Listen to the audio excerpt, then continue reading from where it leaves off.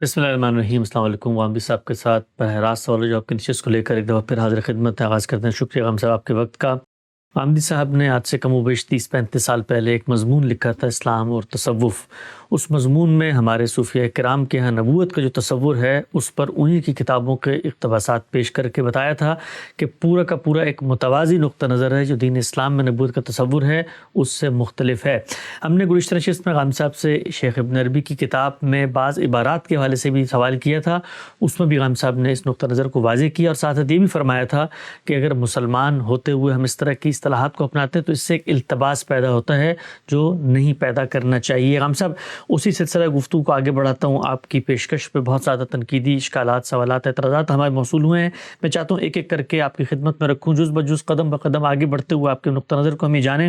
کہا گیا ہے کہ جب آپ فرماتے ہیں کہ جی التباس پیدا ہوتا ہے، نبوت عامہ اور تشریع نبوت کا جب فرق ہمارے صوفیہ بیان کرتے ہیں، کیا التباس پیدا ہوتا ہے؟ لکھا گیا ہے کہ شیخ کی اصطلاح سے اہل سنت سے کے ہاں مراد دیے جانے والے کون سے دینی مفہوم گڈمٹ ہو گئے ہیں۔ غامدی صاحب نے واضح نہیں کیا کیونکہ اہل سنت کے نزدیک حضرت مسیح علیہ السلام کا نزول بھی ہوگا، ان پر وحی بھی ہوگی، بصورت الہام، علم و عرفان ہونا بھی ممکن ہے، اور اللہ تبارک و تعالیٰ ہر لمحے کائنات کی ہر شے پر اپنا عرفان بھی نازل کرتے ہیں۔ شیخ انہی امور کو نبوت عامہ کہتے ہیں۔ اگر دین سے مراد اہل سنت کی تعبیری روایت سے باہر غامدی صاحب کا تصور دین ہے تو پھر اس التباس سے کوئی فرق نہیں واقع ہوتا۔ کیا فرماتے ہیں غامدی صاحب؟ کہا گیا ہے کہ جو روایتی تعبیر دین ہے اس میں جو کچھ ہمارے صوفیہ بیان کر رہے ہیں اس سے تو کوئی التباس پیدا نہیں ہوتا۔ دو چیزیں سمجھنی چاہیے، ایک یہ کہ ہم دین کو واضح کرتے ہیں، اس کی شرح کرتے ہیں، اس کی وضاحت کرتے ہیں، اس میں جو اصطلاحات قائم کی گئی ہیں وہ لوگوں کو سمجھاتے ہیں، یہ سب دین کی خدمت ہے۔ یہ فقہا نے کی ہے، متکلمین نے کی ہے، اس وقت بھی علماء یہ خدمت انجام دیتے ہیں، ہمارا بھی اس میں تھوڑا بہت حصہ ہے۔ اس خدمت کو انجام دیتے وقت آپ جو کچھ بیان کرتے ہیں وہ تفہیم و تبیین ہے، یعنی دین تو اللہ کا دین ہے، وہ قرآن میں بیان ہو گیا، سنت میں بیان ہو گیا، یا رسالت مآب صلی اللہ علیہ وسلم کے ارشادات میں اس کی کوئی وضاحت آ گئی، ہم اسے لوگوں تک پہنچاتے ہیں۔ اس میں انسانی حیثیت سے سمجھنے کا عمل ہوتا ہے، سمجھیں گے تو آگے پہنچائیں گے، سمجھیں گے تو وضاحت کریں گے، سمجھیں گے تو کسی چیز کا مصداق کیا ہے اس سے لوگوں کو متعارف کریں گے۔ یہ سمجھنے کا عمل چونکہ انسانی عمل ہے، اس میں غلطیاں ہو جاتی ہیں۔ اگر ایسی کوئی غلطی کسی بڑے سے بڑے آدمی سے بھی ہو جائے تو اس پر کیا تنقید نہیں کی جائے گی؟ وہ اگر کسی اصطلاح کو متعین کرتا ہے، دین کے کسی مدعا کی وضاحت کرتا ہے، قرآن مجید کی کوئی آیت سمجھاتا ہے، اس میں میرے نزدیک، آپ کے نزدیک، کسی اور صاحب علم کے نزدیک غلطی ہو رہی ہے تو اس پہ نقد ہوگا۔ ہمارے ہاں تفسیروں میں، ہمارے ہاں علم کلام کی کتابوں میں، ہمارے ہاں فقہا کی تصریحات میں یہ سب تنقیدیں ہوتی ہیں۔ یعنی احناف ہی کو دیکھیں وہ شوافی سے اختلاف کر رہے ہیں، شوافی کو دیکھیں وہ احناف سے اختلاف کر رہے ہیں۔ میں نے جب ابھی اعتراضات سیریز میں سنت پر گفتگو کی ہے تو یہ بتایا ہے کہ اس اصطلاح کی کتنی تعریفیں ہمارے ہاں رائج ہیں، علماء حدیث کیا تعریف کرتے ہیں، فقہا کیا کرتے ہیں، یہ اختلاف ہی ہے نا۔ اس میں ظاہر ہے اگر ایک نقطہ نظر بیان کر رہا ہے اور دوسرا نقطہ نظر بیان کر رہا ہے تو وہ کسی نہ کسی پہلو سے اس کو مرجوح سمجھتا ہے یا غلط سمجھتا ہے یا اس کو بہتر نہیں سمجھتا، وہ اپنی بات الگ سے بیان کرتا ہے۔ اسی طرح اگر باہر یعنی دین سے باہر کوئی چیزیں موجود ہیں، ان کو کسی نے سمجھا ہے اور اس کے لیے اصطلاحات اختیار کی ہیں، وہ اصطلاحات ہم اصرار کریں گے کہ ایسی نہیں ہونی چاہیے جن اصطلاحات سے دین کی اصطلاحات کے ساتھ التباس پیدا ہو۔ مثلا توحید ہمارے ہاں ایک دینی اصطلاح بن چکی ہے۔ توحید کی کیا تعریف ہے، قرآن مجید کس کو توحید کہتا ہے، اس کو بیان کیا جائے گا۔ میرے جلیل القدر استاذ امام امین احسن اصلاحی نے حقیقت توحید و شرک کے نام سے کتاب لکھی ہے، اس میں توحید کی تعریف کی ہے۔ یعنی مجھے مقصد کے لحاظ سے، مدعا کے لحاظ سے کتاب سے کوئی اختلاف نہیں ہے، لیکن میں نے اس تعریف کو قبول نہیں کیا۔ اچھا، میری کتاب میزان میں دیکھیے، میں نے اس سے مختلف طریقے سے تعریف کی ہے۔ یہ تعریف کیسے کرنی چاہیے، تعارف کیسے کرانا چاہیے، کسی چیز کا مصداق کیسے واضح کرنا چاہیے، یہ خدمت علماء انجام دیتے ہیں، اس میں بھی اختلافات ہوتے ہیں، لیکن باہر کوئی چیز ہے، مثال کے طور پر سوشلزم ہے، کمیونزم ہے اور بہت سے ازم ہیں، وہ اگر اپنے ہاں اپنے مدعا کو بیان کرنے کے لیے ایسی تعبیرات اختیار کریں گے اور مسلمانوں میں سے کچھ لوگ ان کو اختیار کر کے آگے بیان کریں گے تو انہیں بھی توجہ دلائی جائے گی۔ تو سوال یہ ہے کہ یہ نبوت عامہ کیا ہمارے دین کی کوئی اصطلاح ہے؟ کیا قرآن نے، کیا رسالت مآب صلی اللہ علیہ وسلم نے کبھی نبوت کی کوئی اقسام بیان کی ہیں؟ پورے دینی لٹریچر میں دیکھ لیجئے ایک نظر ڈال کے، نبوت ایک ہی نبوت ہے۔ وہ نبوت کیا ہے اس کو ظاہر ہے میں سمجھاؤں گا، آپ سمجھائیں گے۔ ابن حزم نے اپنی کتاب الاحکام میں ان کی تعریفیں کی ہیں بالکل ابتدا میں، ان کو دیکھیے۔ بعض دوسرے اہل علم ان کو بیان کر رہے ہیں، متکلمین کے یہاں زیر بحث رہتی ہیں۔ تعبیر کرنے میں الفاظ کا فرق ہوگا، مدعا کو سمجھانے میں کسی ایک شرط کو کوئی داخل کر دے گا، کوئی نہیں داخل کرے گا، اس میں بحث ہوتی رہتی ہے۔ یہ تفہیم و تبیین میں غلطی ہے، اس کا امکان بھی مانا جاتا ہے، لیکن اس کے باہر ایک اسی نوعیت کی اصطلاح جب آپ اختیار کریں گے اور یہ کہیں گے کہ ہم فلاں چیز کو نبوت کہہ رہے ہیں، فلاں چیز کو توحید کہہ رہے ہیں، فلاں کو الہ کہہ رہے ہیں، تو مجھے یہ بتائیے کہ اس کو کس طرح گوارا کیا جائے گا۔ اور میں نے اپنے اس مضمون میں برسوں پہلے صرف یہ توجہ دلائی تھی کہ اگر کسی کو تصوف بحیثیت دین، بحیثیت نظام فکر، بحیثیت دعوت پسند ہے، اختیار کرے، اس کو اپنے دلائل کے ساتھ لوگوں کے سامنے پیش بھی کرے۔ جیسے کہ کوئی آدمی کمیونزم کی دعوت دیتا ہے، سوشلزم کی دعوت دیتا ہے، دی آخر لوگوں نے کم و بیش ایک صدی تک غلغلہ رہا، دے، لیکن یہ کہ اس کو ان اصطلاحات میں بیان نہ کرے جس سے یہ اشتباہ پیدا ہوتا ہے کہ یہ گویا دین ہے۔ کیونکہ دین میں جب آپ کوئی بات کریں گے تو وہاں آپ کو بتانا پڑے گا کہ اس کا ماخذ کیا ہے۔ یہ بات اگر آپ نے کہی ہے تو پھر آپ کو قرآن سے اس کا ماخذ بتانا ہوگا، آپ کو حدیث سے اس کا ماخذ بتانا ہوگا۔ وہاں پر بھی صرف ماخذ بتا دینے کے نتیجے میں جان نہیں چھوٹ جائے گی، یہ بحث اس کے بعد بھی ہوگی کہ آپ نے اس کی صحیح تعبیر کی ہے یا غلط تعبیر کی ہے۔ تو جو پہلی بات کہی گئی ہے وہ یہ ہے کہ نبوت عامہ دین کی کوئی اصطلاح نہیں۔ جب آپ یہ اصطلاح استعمال کریں گے، اگر ایک الگ نظام فکر میں استعمال کریں گے تو التباس پیدا ہوگا، اور اگر آپ نے دین میں کچھ چیزوں کے لیے یہ اصطلاح وضع کی ہے تو یہ گویا دین میں ایک نئی اصطلاح داخل کرنا ہے۔ وہ دین میں جب آپ نئی اصطلاح داخل کریں گے تو پھر یہ پوچھا جائے گا کہ کیا چیزیں ہیں جن کے لیے یہ اصطلاح وضع کی گئی، یعنی یہاں گویا تعبیر کا مسئلہ پیدا ہو گیا۔ جیسے ہمارے ہاں فقہا نے فرض، واجب، سنت، مستحب اصطلاحات وضع کی ہیں، تو ہم پوچھیں گے کہ یہ اصطلاح کیا فی الواقع دین میں بھی کوئی بنیاد رکھتی ہے؟ تو آپ ذرا دیکھیے کہ وہ کیا چیزیں ہیں جو بیان کی گئی ہیں۔ سیدنا مسیح علیہ السلام کے بارے میں عام طور پر یہ مانا جاتا ہے کہ وہ تشریف لائیں گے۔ جی، تشریف لائیں گے تو کس حیثیت سے آئیں گے؟ اگر وہ پیغمبر کی حیثیت سے تشریف لائیں گے تو پھر تو ختم نبوت کا معاملہ جاتا رہا، اس لیے کہ پھر آخری پیغمبر وہ ہے، اور آخری پیغمبر کی حیثیت سے جب وہ آئیں گے تو پھر انہی کی اتباع ہوگی، پھر وہ جو کہیں گے وہ مانا جائے گا۔ وہ اگر کہیں گے کہ میں محمد الرسول اللہ کی شریعت پر عمل کروں گا تو عمل کیا جائے گا، اور اگر کہیں گے کہ نہیں میں نے اس کو منسوخ کر دیا ہے تو پھر میں آپ کیا کر لیں گے؟ تو نبی ہوئے کہ جو چاہیں کر، خدا کے پیغمبر کی حیثیت سے آئے۔ اور اگر دوسری بات مانی جائے گی جو عام طور پر بہت سے اہل علم کہتے ہیں کہ نہیں ان کی پیغمبری کا زمانہ گزر گیا، وہ اب پیغمبر کی حیثیت سے نہیں آئیں گے، امتی کے وہی مسیح ہوں گے لیکن پیغمبر کی حیثیت سے نہیں آئیں گے۔ تو اگر وہ پیغمبر کی حیثیت سے نہیں آئیں گے تو پھر وہ سوال ہی پیدا نہیں ہوتا جو آپ نے یہاں بیان فرمایا ہے۔ بالکل ٹھیک ہے۔ یہ کہ پھر کسی دوسری اصطلاح کی ضرورت کیا ہے؟ جیسے اس امت کے اندر بہت سے علماء ہیں، بہت سے فضلاء ہیں، پیدا ہوتے رہتے ہیں، ان کے لیے ہمارے پاس بڑی اصطلاحات ہیں، بڑے القاب ہیں، ان کے لیے بھی کو وضع کر لیں گے۔ اس میں پھر نبوت کی بحث کرنے کے کیا معنی ہوئے؟ وہ کیا چیزیں ہیں جو دین میں باقی ہیں؟ رسالت مآب صلی اللہ علیہ وسلم نے بالکل وضاحت سے بیان کر دیا کہ لم یبق من النبوت الا المبشرات، ایک ہی چیز باقی رہ گئی ہے، اور وہ چیز پہلے بھی نبیوں کے ساتھ خاص نہیں تھی۔ یعنی ایسا نہیں ہے کہ رسول اللہ صلی اللہ علیہ وسلم کے زمانے میں یا اس سے پہلے خواب صرف نبیوں کو آتے تھے۔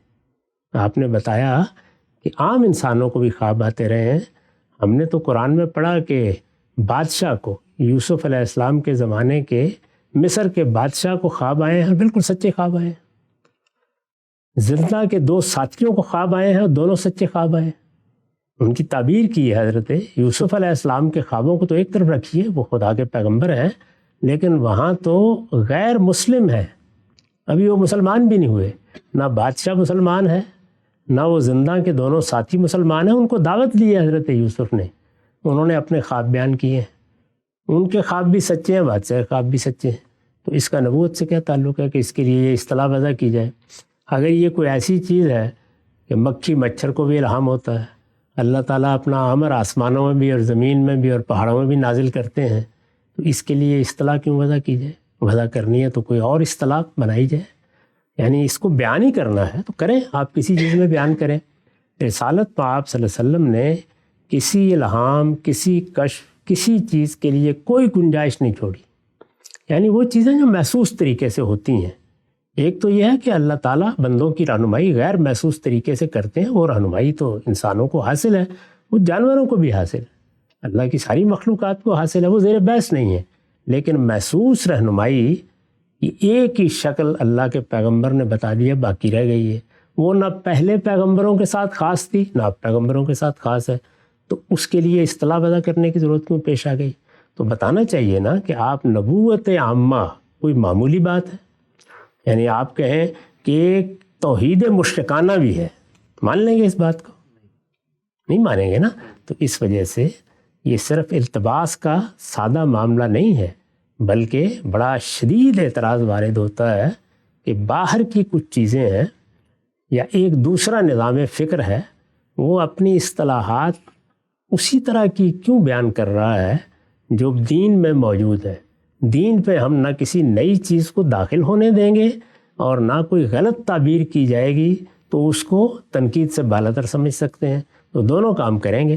یعنی 2 ہی باتیں کہی جا سکتی ہیں، کہا جا سکتا ہے یہ ہمارا نظام فکر ہے، ہم جو اصطلاحات چاہے وضع کریں، تو یہ کہیں گے کہ آپ مسلمان ہیں، آپ کا جو بھی نظام فکر ہے وہ کمیونزم ہے، وہ سوشلزم ہے، وہ صوفیزم ہے، اسپرچولیزم ہے، روحانیت ہے، از راہ کرم اس میں اصطلاحات وہ وضع کیجئے جو دینی اصطلاحات سے التباس پیدا نہ کرے، یہی کہیں گے۔ جی آپ کا نظام فکر ہے، رکھیے اپنی اصطلاحات کو، لیکن التباس پیدا نہ کرنے دیجیے۔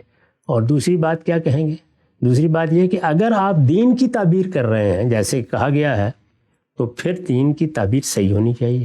تو یہاں تو یہ تعبیر نہ صرف یہ کہ بالکل بے بنیاد ہے، بلکہ جن چیزوں کی وجہ سے یہ تعبیر قائم کر کے پھر اس کا ایک وسیع دائرہ قائم کیا گیا ہے، وہ دین میں سری بدعت ہے۔ ایک نقطہ بالکل واضح ہو گیا، کافی تفصیل سے غانم صاحب کی بات سامنے آئی کہ جو التباس پیدا ہو رہا ہے اس کے نتیجے میں اس کے کیا کیا مفاسد ہیں۔ اچھا غانم صاحب، ایک اور بات کہی جاتی ہے وہ یہ کہ کم سے کم غامدی صاحب کو یہ بات نہیں کرنی چاہیے، اس لیے کہ خود انہوں نے امت کے اندر جو رائج اصطلاحات تھی، مثلا سنت کی اصطلاح ہے، پوری امت جمہور فقہا اس میں حدیث اور عمل تواتر سے پہنچنے والے اعمال دونوں کو شامل کرتے ہیں، دونوں سنت اخذ کرتے ہیں، وہاں پر وہ سنت سے اپنی مراد لیتے ہیں۔ تو وہاں پر جب ان پر یہ اعتراض کیا جاتا ہے کہ بھئی آپ ہماری اصطلاح کے ساتھ التباس پیدا نہ کریں، آپ کا جو بھی تصور ہے دین کی عملی روایت کا اس کو کسی الگ لفظ میں بیان کریں، تو وہاں پر ہمارا ہی جو دینی ایک تعبیر ہے سنت کی اس کو اختیار کر لیتے ہیں اور اپنا تصور اس میں شامل کرتے ہیں، تو التباس تو وہاں بھی ہوتا ہے۔ اسی لیے میں نے سنت کیا ہے کہ موضوع پر گفتگو کرتے ہوئے بتایا ہے کہ ایسا نہیں ہے کہ یہ اصطلاح اللہ کے پیغمبر نے اصطلاح کے طور پر استعمال کی پھر اس کے حدود واضح کر دیے۔ علماء نے اس لفظ کو اختیار کیا ہے، رسالت مآب نے اس لفظ کو استعمال کیا، صحابہ بھی کرتے تھے، لیکن سارے ذخیرے کو دیکھ لیجیے وہاں عمومی مفہوم میں استعمال ہو رہا ہے۔ میرا طریقہ جیسے ہم بولتے ہیں، اور عربی زبان میں اس کے معنی بھی یہی ہیں، یہاں تک کہ خود قرآن میں سنت اللہ کی سنت کے الفاظ آئے ہیں۔ اس کو اہل علم نے اصطلاح بنایا ہے، ان میں بڑے اختلافات ہوئے، وہ سب اختلافات میں نے بیان کر دیے ہیں۔ جس طرح ان کو اختلاف کرنے کا حق ہے، اسی طرح مجھے بھی حق ہے اور قیامت تک رہے گا۔ اس طرح کی جتنی اصطلاحات علماء بیان کرتے ہیں یا اس کو اپنے نظام فکر کا حصہ بناتے ہیں، ان پر نقد ہوتا رہے گا، ان کی تنقید بھی ہوتی رہے گی، ان کے حدود بھی واضح کیے جاتے رہیں گے۔ اس میں دوسروں کو حق حاصل ہے کہ وہ یہ کہیں کہ ہماری اصطلاح میں یہ چیزیں شامل ہیں، مجھے حق ہے کہ میں یہ کہوں کہ اس اصطلاح میں یہ چیزیں شامل ہیں۔ یہ جو لفظ ہے یہ کیوں اختیار کیا گیا ہے؟ اس لیے کہ انہوں نے بھی یہ رسالت مآب صلی اللہ علیہ وسلم کے لفظ کو اپنایا ہے، میں نے بھی اسی کو اپنایا ہے۔ تو یہاں لفظ کا ماخذ تو اللہ کے پیغمبر کا استعمال ہے۔ ہاں البتہ جو اصطلاحات انہوں نے اختیار کر رکھی ہوئی ہیں، مثال کے طور پر نہاناپ میں ہم واجب کی ایک اصطلاح ہے، اور میں اپنے ہاں واجب کے وہ اور معنی لے لوں، اس پر وہ اعتراض کیا جا سکتا ہے کہ وہاں التباس کا اندیشہ ہے۔ لیکن وہ التباس کیا دین میں ہے؟ دین میں التباس بہت بڑی بات ہے، اس لیے کہ دین میں نہ کوئی بات خدا کے اور خدا کے پیغمبر کی حجت کے بعد کہی جا سکتی ہے، نہ اپنی طرف سے کوئی اضافہ کیا جا سکتا ہے، نہ اپنی تشریحات دین میں داخل کی جا سکتی ہیں۔ جو علماء کے درمیان اصطلاحات کے اختلافات ہیں وہ رہیں گے، ان کو حق حاصل ہے اس پہ تنقید کریں۔ میں نے کبھی نہیں کہا کہ ان کو تنقید کا حق نہیں ہے، ان کو تنقید کا حق ہے، مجھے اپنے نقطہ نظر کی وضاحت کا حق ہے۔ تو بالکل واضح ہو گیا، آگے بڑھاتے ہیں سلسلہ گفتگو کو۔ اچھا خان صاحب، ایک اور چیز زیر بحث آئی تھی کہ ہم یہ دیکھتے ہیں بہت ساری دینی اصطلاحات ہیں جن کو لوگ عام طور پہ استعمال بھی کر رہے ہیں۔ رسول کا لفظ ہے، ہندوستانی سفیر کے لیے رسول الہند کہہ دیا جاتا ہے، تو آپ نے واضح کیا تھا کہ بسا اوقات لفظ کے لغوی معنی ہوتے ہیں، بسا اوقات اصطلاحی ایک پوری تعبیر بن جاتی ہے۔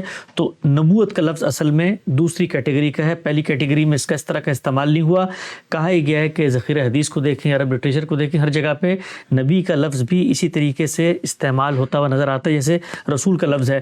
پہلا اعتراض پہ یہ کیا گیا کہ رسول کے لفظ پہ آپ کو کوئی پرابلم نہیں ہوئی، حالانکہ ہر رسول نبی بھی تو ہوتا ہے، تو یہاں پر اگر ہندوستانی سفیر کے لیے رسول کا لفظ اختیار کیا جائے گا تو وہاں پر تو وہ تصور آپ سے آپ آ جائے گا، رسول کا ہے تو رسول تو نبی بھی ہوتا ہے، تو اس پر آپ کو اعتراض نہیں ہوتا۔ اور یہ بھی کہا گیا ہے کہ روایتوں کے اندر یہ بات بیان ہوتی ہے کہ خود صحابہ کرام نبی کا لفظ کسی مقام مرتفع کے لیے، کسی بلندی کی جگہ کے لیے استعمال کر لیتے تھے، اور اہل لغت بھی اس کو اپنے لغوی معنی میں مستعمل مانتے ہیں۔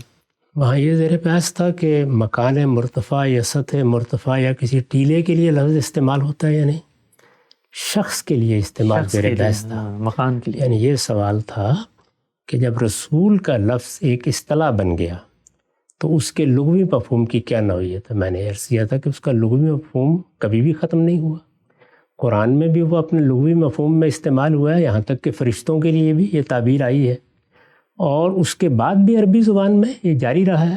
کسی لفظ کا لغوی مفہوم میں استعمال ہوتے رہنا یہ کوئی مسئلہ پیدا نہیں کرتا۔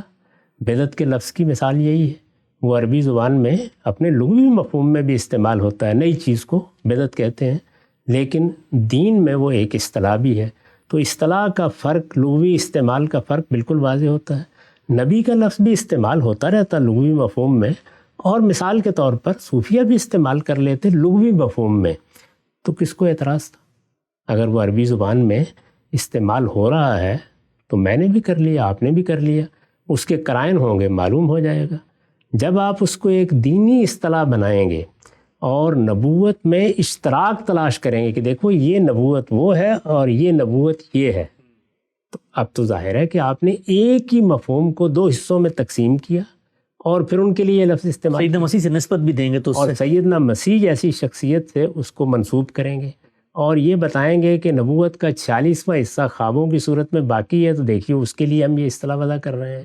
تو یہاں تو لغوی مفہوم یعنی مکان مرتفع کے معنی میں استعمال ہو رہا ہے، یہ تو استعمال ہی نہیں ہو رہا۔ اس میں آپ نے یہ پوچھا تھا تو میں نے یہ کہا تھا کہ رسول کا لفظ تو اس وقت بھی لغوی مفہوم میں استعمال ہوتا ہے، اور یہ زبان کے بولنے والوں کو فیصلہ کرنا ہوتا ہے، یہ میرا اور آپ کا فیصلہ تو نہیں ہے۔ نبی کا لفظ شخص کے لیے، یعنی کسی ایسے شخص کے لیے جس کو ہم نبی کہیں اور وہ حقیقت میں وہ نبی نہیں ہے جس کے لیے قرآن میں اصطلاح استعمال ہوئی ہے، اس کا استعمال ختم ہو گیا، یہ کبھی استعمال نہیں ہوا، ایسا بارہا ہو جاتا ہے۔ اور میرا خیال یہ ہے کہ یہ بالکل ٹھیک ہوا کہ ایسے استعمال نہیں ہوا، یعنی نبوت یا نبی کا لفظ جس چیز سے مشتق ہے وہ کیا ہے؟ دو مفاہیم ہے، ارتفاع بلندی، یعنی نبی گویا ایک بلند مرتبہ ہستی ہے، دوسرا اخبار خبر دینے والا۔ میرے نزدیک دوسرے ہی کی ترجیح ہے۔ تو خبر دینے والا تو وہ بھی ہوتا ہے جو ٹیلی ویژن پر بیٹھ کر خبریں سناتا ہے، تو کیا اس کے لیے ہم یہ لفظ استعمال کرتے ہیں؟ نہیں، عام طور پہ نہیں کرتے۔ لیکن رسول کا لفظ ہم سفیر کے لیے استعمال کرتے ہیں، تو وہ لغوی استعمال ہے شخص کے لیے، جس کے میں نے نفی کی تھی۔ اس میں آپ لغت کی کتابیں کھول کے مکان مرتفع کے لیے اس کے استعمال کے نظائر پیش کریں۔ یہ واقعتاً علم ہے اور استدلال ہے، بات کیا ہو رہی ہے، کس ذیل میں ہو رہی ہے، اس کی مثال دینی چاہیے تھی۔ چنانچہ یہ بالکل واقعہ ہے کہ رسول کا لفظ لغوی مفہوم میں بھی استعمال ہوتا ہے اور اصطلاحی مفہوم میں بھی، اور نبی کا لفظ اب صرف اصطلاحی مفہوم ہی میں استعمال ہوتا ہے۔ ایک نقطہ واضح ہو گیا۔ اچھا ہم صاحب، یہ بھی کہا گیا ہے کہ قرآن مجید کے اندر رب، حالانکہ نبی اور رسول سب سے بڑا تو رب ہے، رب کی اصطلاح جو ہے وہ اللہ تعالیٰ کے لیے بھی استعمال ہو رہی ہے، اس بندے کے لیے بھی استعمال ہو رہی ہے، بلکہ ہماری فقہ میں تو جو گھر کا مالک ہوتا ہے رب المال، اس کو کہہ دیا جاتا ہے، یا جس کے پاس سمن ہوتا ہے۔ تو رب کی اصطلاح پہ آپ کو کوئی اعتراض نہیں ہے، نبی کی اصطلاح پہ اعتراض ہے آپ کو؟ نہیں، یہ کہ اس میں صفت ہے، ہمیں معلوم ہے کہ یہ لغوی مفہوم میں بھی آتا ہے، گھر کے مالک کے لیے بھی آتا ہے۔ اسی طرح کوئی آدمی اگر مال دیتا ہے اور کوئی مزاربت کرتا ہے تو اس کے لیے بھی استعمال ہوتا ہے۔ یہ اس کے لغوی استعمالات ہیں، جاری ہیں، خود قرآن میں موجود ہے۔ لغوی استعمال پر کیا کوئی اعتراض کیا گیا ہے؟ وہ تو ہمیں بھی نہیں ہوگا کہ کیا کریں۔ صوفیہ اس کو لغوی مفہوم میں استعمال کر رہے ہیں؟ نہیں، ایک اصطلاح کے طور پر استعمال کر رہے ہیں۔ جب اصطلاح کے طور پر کوئی چیز استعمال ہوگی تو اس میں یہ سوال پیدا ہوگا کہ یہ اصطلاح اگر کسی الگ نظام فکر کی ہے تو التباس پیدا کر رہی ہے، اور مسلمانوں کو توجہ دلائی جاتی ہے۔ ظاہر صوفیہ مسلمان ہیں، ان کو توجہ دلائی جاتی ہے کہ آپ اپنے نظام فکر کے لیے وہ اصطلاحات استعمال نہ کریں جو التباس پیدا کریں۔ یہ ایک پہلو ہے۔ دوسری چیز یہ ہے کہ اصطلاح صحیح وضع کی گئی ہے، تو میں نے عرض کر دیا کہ بالکل بے بنیاد ہے، نہ اس کی کوئی بنیاد قرآن میں ہے نہ حدیث میں ہے۔ اللہ کے پیغمبر نے صراحت سے یہ بات بیان کر دی ہے، کوئی چیز باقی نہیں رہی۔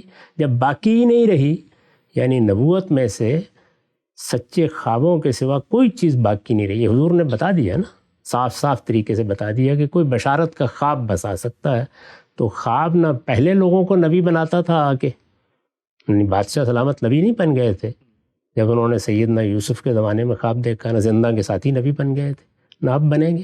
یہ تو عام لوگوں کے پاس اللہ تعالیٰ کی ایک نعمت موجود ہے، پہلے بھی تھی اب بھی موجود ہے۔ آپ نے یہ بتایا کہ یہی باقی رہ گئی ہے، مطلب یہ تھا کہ وہ چیز جس کو نبوت کہتے ہیں اور جس میں ایک محسوس رابطہ ہوتا تھا، اس نوعیت کی کوئی چیز بھی باقی نہیں رہی۔ بالکل واضح ہو گیا ہم سب۔ اس کے بعد جو بنیادی سوال آپ یہ پوچھتے ہیں کہ جس چیز کو آپ نبوت کہہ رہے ہیں اس کو قرآن مجید سے کوالیفائی بھی کیا جانا چاہیے۔ کہا جاتا ہے کہ ہمارا جو پورا کا پورا تصور نبوت عامہ ہے وہ قرآن مجید ہی کی نصوص اور قرآن مجید میں بیان کردہ حقائق پر مبنی ہے، برخلاف اس کے کہ جو تعریف غامدی صاحب کرتے ہیں۔